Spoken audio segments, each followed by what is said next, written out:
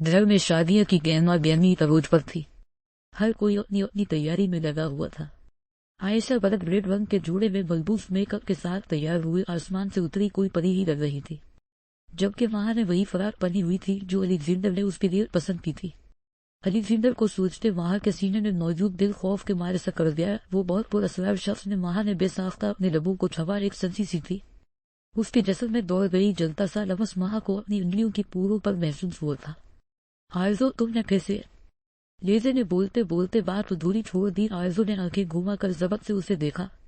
मैं किसी की पाबंद नहीं हूँ लेज़े, जब मेरे बाबा मुझे नहीं रोकते तो दानियाल को भी कोई हक नहीं पहुंचता मुझे रोकने का। कम अज कम कितनी अकल तो उसे होनी चाहिए। आरज़ू ने आईने में अपना जायजा लेते सुकून से कहा। वो भी वहां की हमरंग रंगून थी, लेकिन फर्क सिर्फ कितना था, उसने साड़ी लगाई थी। बालों को खड़े स्ट्रिप छोटे आधे बाल आगे किए हुए थे। वो कयामत फैज हसन के साथ किसी का भी दिल धड़का सकती थी। दरवाजे पर खड़े दानियाल ने लब भींचे उसकी बात सुनी। लेज़े भाभी आयशा दरिया को ले आए। दानियाल अपनी बहन को देखते मुस्कुराया था। लेज़े ने पलट कर उसे देखा और फिर आरज़ू को वो इस बात में सर हिला गई। दानियाल वहां से पलट गया। आज आजादी का आखिरी दिन होगा। आरज़ू ने भी आयशा को सहारा दिया हुआ था। वो तीनों आयशा के साथ चल रही थी। उसकी सरगोशी सुनते आयशा महबन सा मुस्कुरा दी। फूलों के रास्ते पर वो चारों चल रही थी। स्टेज पर बैठे मिराज ने धड़कते दिल के साथ आयशा को देखा था। उसके दिल की धड़कनें मामूल से तेज हो गई। उसकी पुरशौक नजरें आयशा पर ही अटकी हुई थी। बाकी सब उसकी बेताबी देखते हंस दिए थे। सब लोग खुश थे। बस दानियाल सफीर खान लबू को बांध सख्ती से पेश किए खड़ा था। आरज़ू का नाजुक सरापा बाजा होता उसे शदीद नाबाद गुजर रहा था। मिराज वीर, वहां ने बोलते मिराज का ध्यान खींचा। वो चौंक कर उन तीनों के लबों पर उभरती हंसी को देखने लगा था। मिराज ने आगे बढ़ते हाथ आगे किया, जिस पर आयशा ने अपना लरजता नूनी हाथ उसकी फैली हैतरी पर रख दिया। मिराज ने उसे सटीक पर आने में मदद की थी। काजी साहब बस मकनला करे। सफीर साहब बेटी को देखते बोले तो उन्होंने इस बात में सर हिलाया। आयशा सफीर वलद मोहम्मद सफीर, क्या आपको मिराज जमशीद वलद मोहम्मद। जमशीद के साथ सकर आए जुल वक्त 20 लाख हक महल के ये निकाह कबूल है।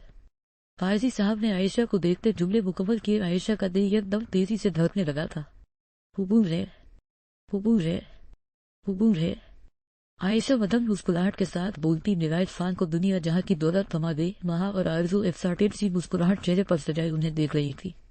और फिर काजी साहब ने मिराज से भी वही जुमले दोहराते पूछा था, जिस पर उसने बेकरारी से तेजी से कबूल है कहा। उसकी तेजी देखते वहां सब मुस्कुरा गए। मुबारक हो। हर तरफ मुबारकबाद का शोर उठा था। आवाज जी ने आयशा के सर पर हाथ रखा। आरज़ू ने नम आंखों से आवाज जी को देखा था। हर कोई एक दूसरे से मिल रहा था। फोटोग्राफर दूल्हा दुल्हन की तस्वीरें ले रहा था, जबकि आरज़ू ने चौंक कर एक तरफ देखा। इसके माथे पर त्योरी चढ़ी वहां खड़ा एक लड़का उसकी ही पकस बना रहा था। कम अज कम आरज़ू को उसके एंगल से यही लग रहा था। वो तन फन करती उसके करीब गई थी। वो सफीर खान के दोस्तों में से किसी बजन से मिल कहीं बैठा था। ये क्या क्या तुमने अभी मिस्टर? आरज़ू ने कमर पर हाथ टकाए पूछा। लड़के ने मोबाइल जेब में रखा। क्या क्या मैंने बस, वो वदम मुस्कुराहट के साथ बोला। आरज़ू ने आंखें छोटी करते उसे घोरा। मेरी पकस क्यों नहीं, फौरन डिलीट करो। आरज़ू इस मरतबा जरा गस्से से बोली। कुछ फासले पर खड़ा दानियाल भी मिठिया बेंचे सब सुन रहा था। उसे अफसोस हुआ था आरज़ू पर। कब ली मैंने बस चले, अगर ले भी है तो मेरा जाती मोबाइल है। लड़का सीने हर बाजू फौरन किए शोफी से आरज़ू का जायजा लेते बोला। फोन आपका जाती है तो एक मॉडल रख ले, तस्वीरें लेने को तस्वीरें तो मेरी ही है। नाम रहमान है। रहमान बंद कर रहे। आरज़ू उसकी डटाई पर तरफ कर बोली। आप बन जाए मॉडल, आप भी तो खूबसूरत है। वो आबरू आजकाते बोला। आरज़ू ने गस्से से उसे घोरा। तस्वीरें डिलीट करो। अपने पीछे उभरने वाली भारी आवाज पर आरज़ू ने पलट कर उसे देखा। वो सुर्ख आंखें लिए लब भींचे आरज़ू को मुकम्मल नजरअंदाज किए उस लड़के को देख रहा था। फोकस तुम्हारी तो नहीं भी, तुम्हें क्या मसला है भाई? वो इस तेजा अंदाज में बोला। दानियाल ने लब भींचे मजीद उसकी जानिब कदम बढ़ाए और उसके नजदीक आकर खड़ा हो गया था। अभी के अभी फोकस डिलीट करो। लवारी अंकल के बेटे हो, तभी अभी तक तुम्हारे हाथ पाउन सलामत है, वरना मैं अभी उन्हें तोड़ने में मिनट न लगाता। दानियाल उसका कॉलर ठीक करते, कद्दू पर हाथ मारते, नादीदा गिर झड़ते, लफ्ज चबा चबा कर अदा करते बोला। लड़के ने उसकी लहूलंद आंखों में देखा। वो के उसकी जबान लड़खड़ा गई थी। दानियाल के सर लहजे को महसूस करते उसने फोन जेब से निकालते आरज़ू की पकस डिलीट करना शुरू की थी। وہ کسپئی اینگل سے دی گئی تھی جس میں اس کا نازک سراپا واضح تھا۔ آرزو نے شرمندگی سے لب کچلے جبکہ دانیال نے افسوس سے اس پہ جھکے سر کو دیکھا۔ کر دی ہے، اب جانے دو۔ لڑکا وہاں سے صلاحیت سے نکلا۔ آرزو نے نظریں اٹھا کر اس کی لہورند آنکھوں میں دیکھا۔ آرزو کے الفاظ نہیں رہ گئے۔ وہ اس کے سائڈ سے ہوتا برکل کسی اجنبی کی طرح گزر گیا۔ آرزو نے لب دانتوں تلے دبایا تھا۔ اس کی نظروں میں آرزو کے لیے غصے کے ساتھ افسوس بھی تھا۔ وہ سر جھٹکتی سٹیج کی جانب بڑھ گئی جہاں فیملی فوٹوز کا سیلان تھا۔ فوٹو سیشن کے بعد کھانے کا دور چلا تھا۔ آہستہ آہستہ کرتے سارے مہمان جانے لگے تھے۔ رات کا فنکشن تھا۔ اب رات کے 12 بج گئے تھے جب عائشہ کو کمرے میں لا کر بیٹھایا گیا تھا اور مہارزو اور لیزے دروازے میں کھڑی نراج کے آگے ہاتھ پھیلے ہوئے تھے۔ کھاتے پیتے گھر کی وہ پھر بھی ہاتھ پھیلا رکھی ہے۔ مراج نے شرارتی لہجے میں انہیں چھیڑا تو جھٹ سے ان تینوں نے ہاتھ پیچھے کھینچ لیا۔ مراج کا قہقہہ بے ساختہ تھا۔ اندر بیٹھی عائشہ خود میں سنتی۔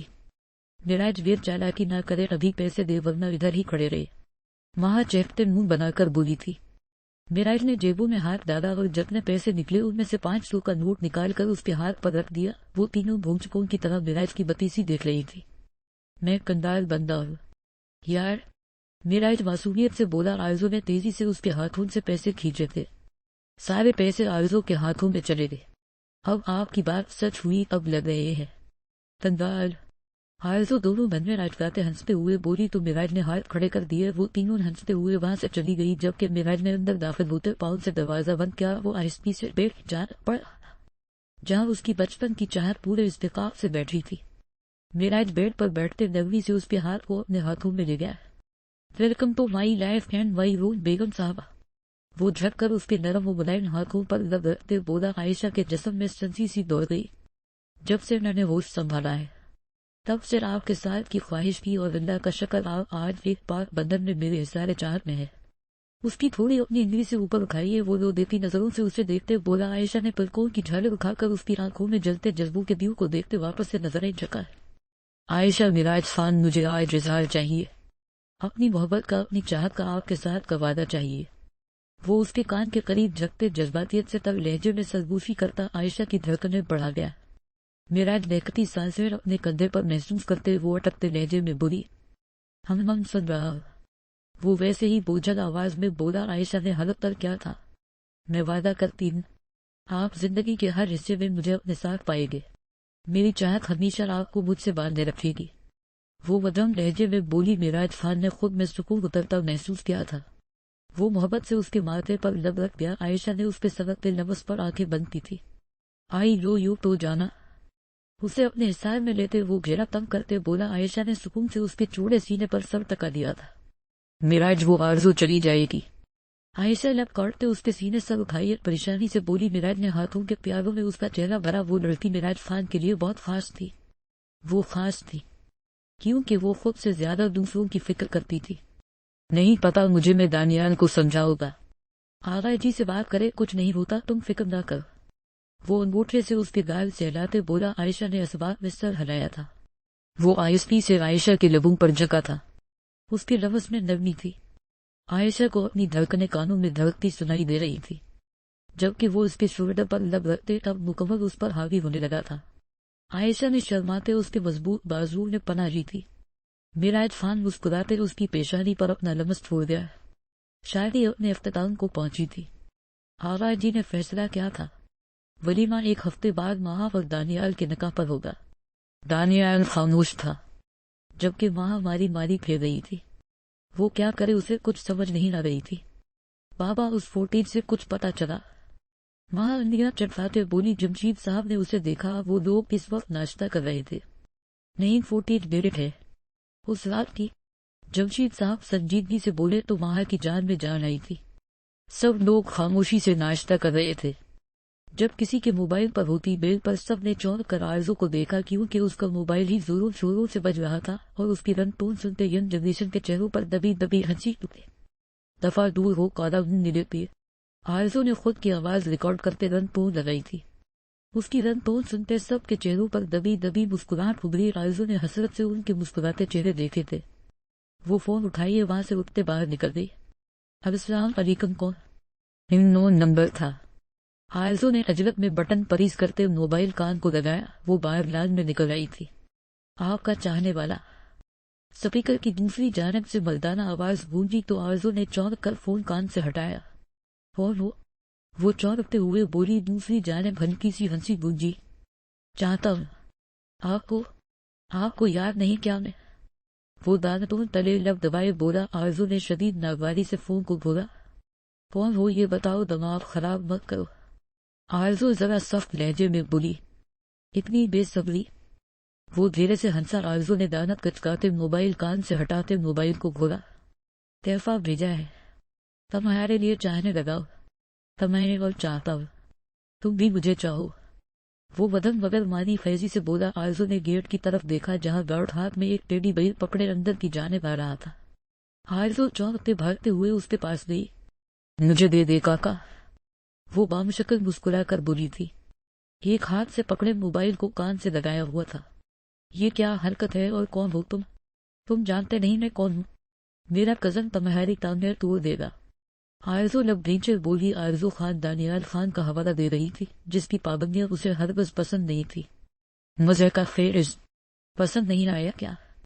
تیسری جانب افسردہ سی آواز ابھری. آرزو نے وائٹ ٹیڈی بیئر کو دیکھا جس کے ہاتھ باہم جوڑ کر اس میں دل پکڑایا گیا تھا. وہ کافی کیوٹ تھا.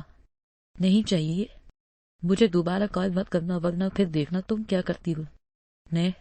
آرزو نے تڑپ کر کہتے فون رکھ دیا. پھر ٹیڈی بیئر کو دیکھا. اسے پھینکنا چاہا لیکن پھر مسکراتے ہوئے اسے اندر لے گئی. پتہ نہیں کون تھا لیکن ٹیڈی تو اچھا ہے. آرزو نے ہنستے ہوئے ٹیڈی بیئر کمرے میں رکھ دیا تھا. نہ چلو.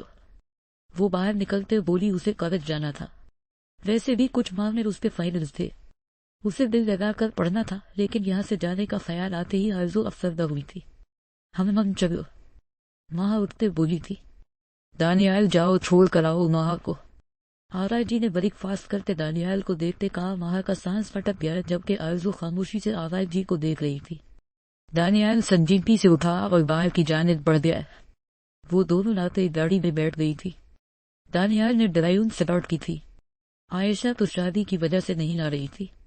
یونیورسٹی اور ماہ کو اکیلے جانے میں اب ڈر محسوس ہونے لگا تھا. نہ جانے وہ ڈیڈلی گینگسٹر کہاں سے اس کے سامنے رونا ہو جائے. ماہ نے جھرجھری سی اسے سوچتے. ماہ کی یونیورسٹی آئی تو وہ اتر گئی کیونکہ 15 منٹ کے فاصلے پر کالج تھا. آرزو سر جھکائے بیٹھی تھی کہ وہ گاڑی سٹارٹ کرے. ماہ اندر چلی گئی. 5 منٹ ہو گئے لیکن دانیال نے گاڑی سٹارٹ ہی نہیں کی. تو وہ سنجیدگی سے بولا. آرزو نے سر اٹھا کر مرد میں سے اس کا سرخ پڑتا چہرہ دیکھا. کیا؟ آرزو حیرانی سے بولی. تو گاڑی سے. وہ لفظوں پر دباؤ دیتے بولا. آرزو نب نیچے اتر گئی. کیب لو اور کالج جاؤ اور واپس بھی کیب سے رہ جانا. میں اپنے 15 منٹ ضائع نہیں کر سکتا. وہ جبڑے بھیچے بولا. آرزو ہونپوں کی طرح اسے دیکھ رہی تھی. کیا مطلب ہے تمہارا اس بات سے میں کیسے جاؤں کیب سے تم مجھے چھوڑ کر جا رہی ہو؟ آرزو فرنٹ ڈور کے شیشے پر جھکے بولی. تو دانیال نے آبرو اچکایا. میں تمہارا بھائی نہیں ہوں اور نہ ہی تمہارا باپ کہ تمہاری حفاظت کروں. وہ سنجیدگی سے آبرو اٹھائیے بولا. آرزو ساکت نظروں سے اسے دیکھ رہی تھی. پھٹو.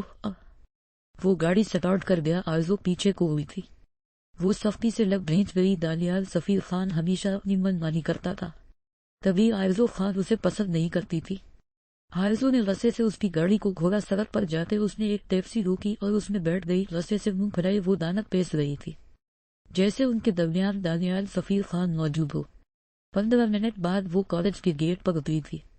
ٹیکسی والے کو پیسے دیے ابھی چند قدم ہی بڑھے تھے جب اسے اپنے نام کی پکار سنائی دی تھی.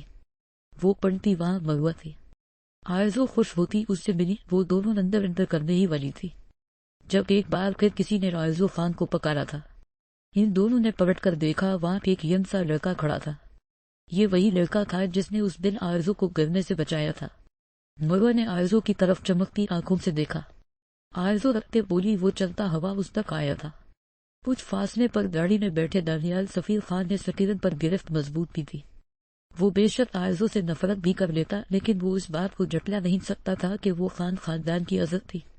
اس کی ٹیکسی کے نکلنے کے بعد ہی وہ اس کے پیچھے یہاں تک آیا تھا. اسے کالج کے اندر جاتے دیکھ وہ جانے لگا تھا لیکن پھر کسی لڑکے کے آرزو کی جانب بڑھتے قدموں کو دیکھتے وہ رک گیا تھا. آپ کو میں یاد ہوں؟ وہ مسکرا کر بولا. آرزو نے مروہ کو دیکھا جو بتیسی نکالے اب ہاتھ لبوں پر رکھ گئی تھی. جی یاد ہے. شکریہ اس دن کے لیے، آرزو رسما مسکرا کر بولی۔ لڑکے نے دل پر ہاتھ رکھتے سر کو خم دیا تھا۔ وہ لڑکا کالج یونیفارم میں تھا، لیکن اس کی جسامت اسے بیڈ بروکن اور اس کی عمر سے بڑا دیکھا رہی تھی۔ میرا نام دراب ہے، وہ پھر سے گویا۔ ہوا تو آرزو کے ذہن کے پردوں میں بہت کچھ ایک ساتھ لہرا گیا۔ وہ شاہ کی نظروں سے اسے دیکھنے لگی تھی۔ مجھے لیٹر لکھنے والا نہیں اور صبح کال کرنے والا، آرزو نے آبرو قائد کرتے پوچھا تو وہ لب دبائے اس بات میں سر ہلا گیا۔ اس غلطی کے لیے میں معذرت خواہ ہوں، مجھے بس آپ سے بات کرنی تھی، پلیز میری کان پک کر لیجیے گا۔ میں نے جو بھی کہا وہ سچ تھا۔ آپ بہت خوبصورت ہے، وہ بول رہا تھا۔ آرزو نے ریسٹ واچ کو دیکھا، ان کا کالج لگنے والا تھا۔ دیکھیں مسٹر، ٹھیک ہے، وہ آپ سے رابطہ کر لے گی، ابھی ہمیں جانا ہے، بائے۔ وہ اس کا بازو کھینچتے اس کی بات کرتے اسے وہاں سے لے گئی تھی۔ آرزو نے کالج میں انٹر کرتے اسے گھورا۔ دراب بھی پلٹ گیا، جبکہ دانیال کی لگے تن سی گئی تھی۔ وہ لفظ سختی سے بھیج گیا۔ گاڑی سٹارٹ کرتے وہ اسے واپس سڑک پر ڈال گیا۔ اس کا چہرہ شدت سے سرخ ہو رہا تھا۔ یہ تم نے مجھے بولنے کیوں نہیں دیا مروہ؟ آرزو اب فری کلاس میں باہر قدرے الگ کونے میں بیٹھے بولی تھی۔ سردی سے ہاتھ ملتے اس نے شال کندھوں پر درست کی۔ یار تم پتہ نہیں کیا بولنے والی تھی، دیکھو کتنا بیڈ بروکن ہے وہ، اور میرے خیال سے تمہیں پسند بھی کرتا ہے، مروہ نے مسکراتے کہا۔ آرزو نے منہ بگاڑا تو مروہ نے اسے گھورا۔ تو کا کیا مطلب ہے؟ یار اگر وہ تمہیں پسند کرتا ہے تو تمہیں اس سے بات کرنی چاہیے، مروہ نے آسانی سے کہا۔ آرزو نے اسے آنکھیں دکھائی۔ تمہارا دماغ خراب ہو گیا ہے، مروہ کی بچی گھر کے حالات بتا رہی ہوں، میں تمہیں اور تم لڑکے تلاش کر رہی ہو میرے لیے ماسی حکیمہ۔ آرزو نفی میں سر ہلاتے بولی۔ مروہ نے ماتھے پر ہاتھ مارا۔ گویا اس کی عقل پر ماتم کیا ہو۔ یار دانیال ڈیشن تھا، ہینڈسم تھا، کیا کمی تھی اس میں؟ بس تمہیں تھوڑی چیزوں سے روکتا ہی تھا، لیکن نہیں تم نہیں نانی۔ اب دیکھو معاملہ جیسے چل رہا ویسے چلنے دو، جب بات تھوڑی ٹھنڈی ہو جائے گی تو تم کہہ دینا میں کسی اور کو پسند کرتی تھی۔ اس طرح دانیال یا گھر والوں کو کوئی امید نہیں رہے گی، اور اگر واقعی دراب تمہیں پسند کرتا ہے تو پھر تو بات بن جائے گی، مروہ چہکتے ہوئے بولی۔ آرزو نے منہ بگاڑتے اس کی بات سنی تھی، لیکن سب مجھے غلط سمجھے گے، آرزو نے نفی میں سر ہلایا۔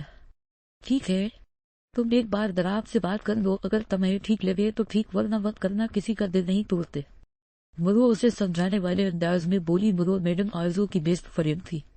وہ ان دوستوں میں سے تھی جو دولہے کی سیٹن کے لیے اپنی بیسٹ فرینڈ کے راز و نیاز بتا دیتی ہے اور پھر بعد میں اسی بیسٹ فرینڈ کے دکھلے بھی سنتی ہے۔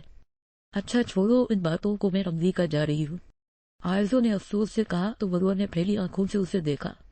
کیوں؟ مروہ حیرت سے بولی، اور پھر آرزو نے پوری بات شروع سے اینڈ تک مروہ کو بتائی جو پہلے سرسری سی بتائی تھی۔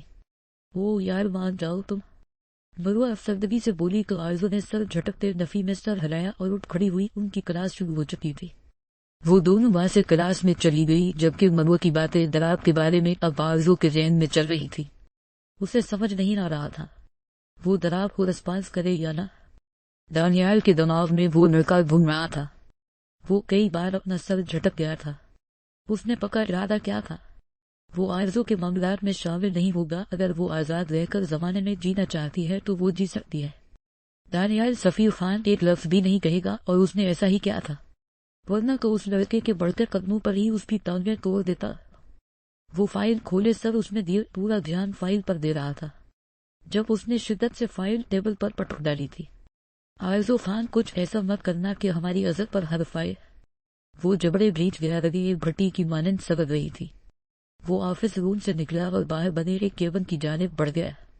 رفیق صاحب، کرسی گھسیٹ کر وہ اس پر بیٹھتے بولا۔ سامنے رفیق صاحب کام کر رہے تھے۔ وہ اس کی کمپنی کے عالی عہدیدار تھے۔ وہ تب سے دانیال کی کمپنی میں کام کر رہے تھے جب دانیال کی عمر 15 سے 16 سال تھی، اور اب تک ایمانداری سے یہاں پر ٹکے ہوئے تھے۔ دانیال ان کی بہت عزت کرتا تھا۔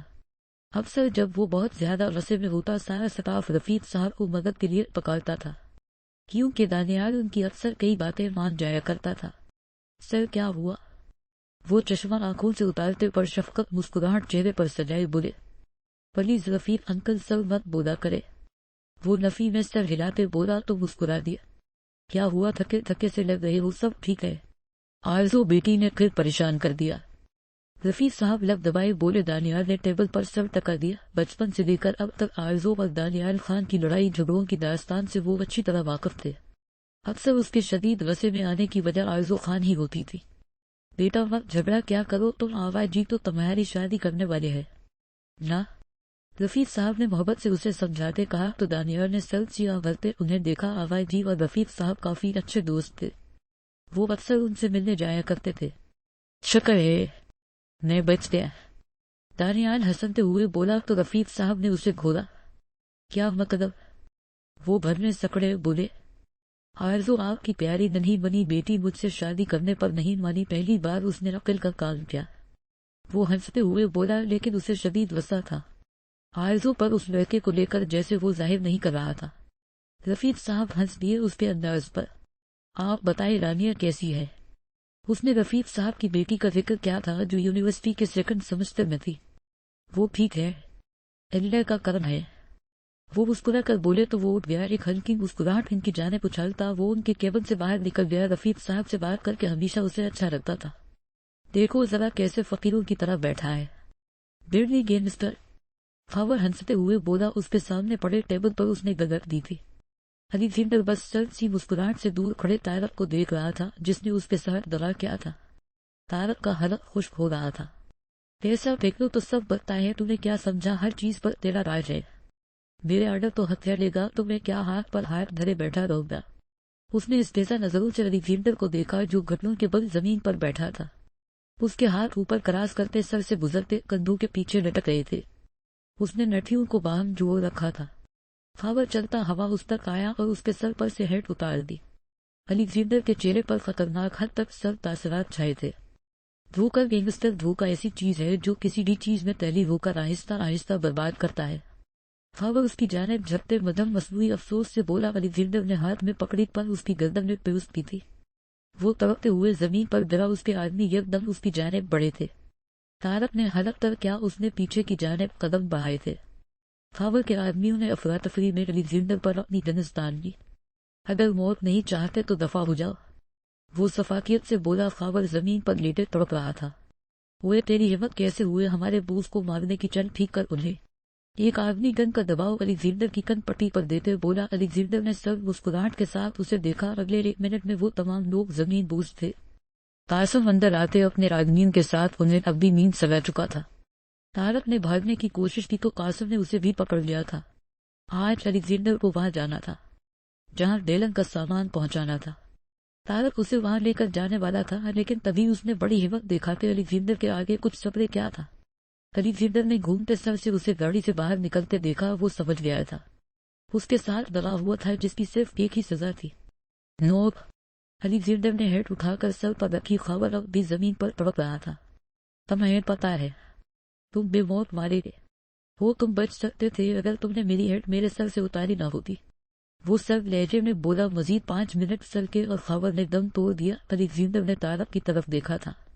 अलेक्जेंडर मीन ने लालच में आ गया था, माफ कर दो मुझे। तारक हाथ जोड़े बोला। अलेक्जेंडर ने सर मुस्कुराहट से उसे देखा और तारक को एहसास हुआ और उस मुस्कुराहट के बाद माफी मिलना नामुमकिन था। हाँ, लालच मुझसे मांग लेते पैसे, तुम वैसे भी मेरे बहुत काम आए थे। मैं तुम पर से वार कर फेंक देता लेकिन धोखा मुझे पसंद नहीं, वो उसकी जानिब झकते बोला। तारक की आंखों में खौफ फिर गया था। वफा से मांगो तो जान हाजिर और अगर दवा दो तो मौत हाजिर, वो सर्द वशी लहजे में बोलता। अपने लॉन्ग कोट की जेबों में हाथ डाले वहां से हट गया। वो जब दरवाजे से उस जगह से बाहर निकला तो उस बोली की आवाज सुनाई दी थी। वो खामोशी से वहां से निकल गया। एक खामोश तूफान जो बर्बाद करने के बाद यकदम से गायब हो जाता है। बल्कि वैसा ही।